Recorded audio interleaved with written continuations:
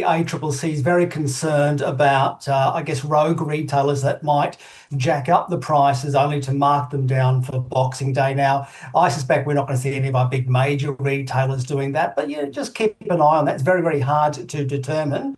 The other one we've seen this year is ghost stores, and ghost stores popping up on our social media feeds. They look like legitimate sites, very professional, but be very careful before you put your credit card into these types of sites. Yeah, Gary, how do we protect ourselves if we think that a site, for example, might be a ghost site? What do we do to ensure that we're not falling for a scam?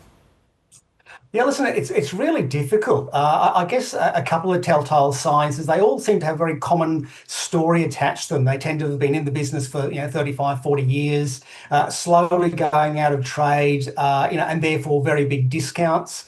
One of the things I would do is I'd take the business's brand name, put it into Google, and see where the physical store is. If there's no physical store, that tends to be a warning sign. The other thing is look for testimonials. You'll often find there'll be no testimonials attached to it. And websites like Trustpilot are very good to put these brand names into.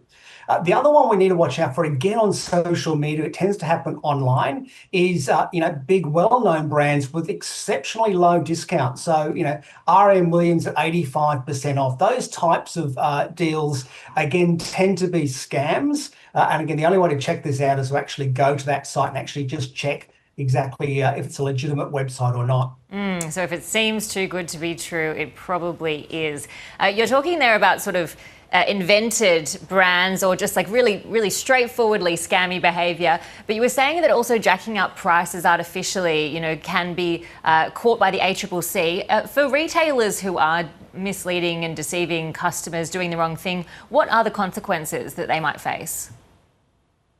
Well, from the ACCC, significant fines and penalties. But at the end of the day, it also breaches customer trust. I mean, this is obviously a very short-term strategy. If you get caught out, you'll tend to find that customers simply won't shop with you any longer. Like I said, it's incredibly rare to find that type of behaviour play out here in Australia, but certainly the ACCC putting those warnings out saying just before you go out and make a purchase, take a look to see if it's a legitimate discount or not. Now, what we tend to find in the Boxing Day sales is a shift from, buying for others in the lead up to Christmas to now self-gifting and buying for oneself. So, listening to your shoppers out there in the malls today, talking about products that they were looking to buy. Most of us today have got a list of things that we're looking to buy. We've probably looked at the prices, so we know what the original price was before Christmas.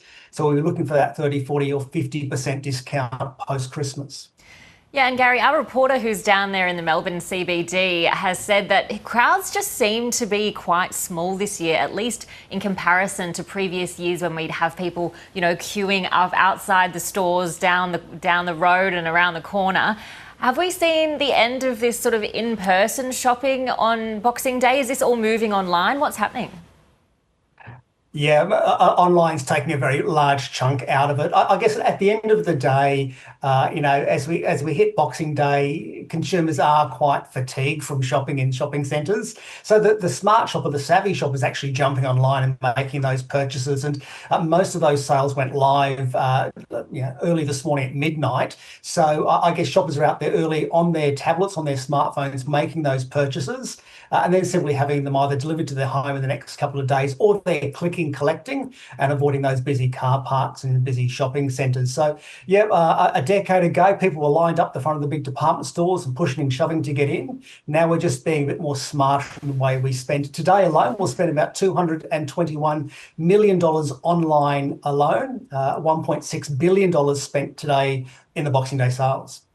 Wow, yeah, I'm all for avoiding that crowd crush. It gives me the heebie-jeebies on Boxing Day, so I can understand the move online. We'll leave it there. Gary Mortimer, Professor of Retail Marketing and Consumer Behaviour at the Queensland Institute of Technology. Thank you so much. Great to get your thoughts. Thank you.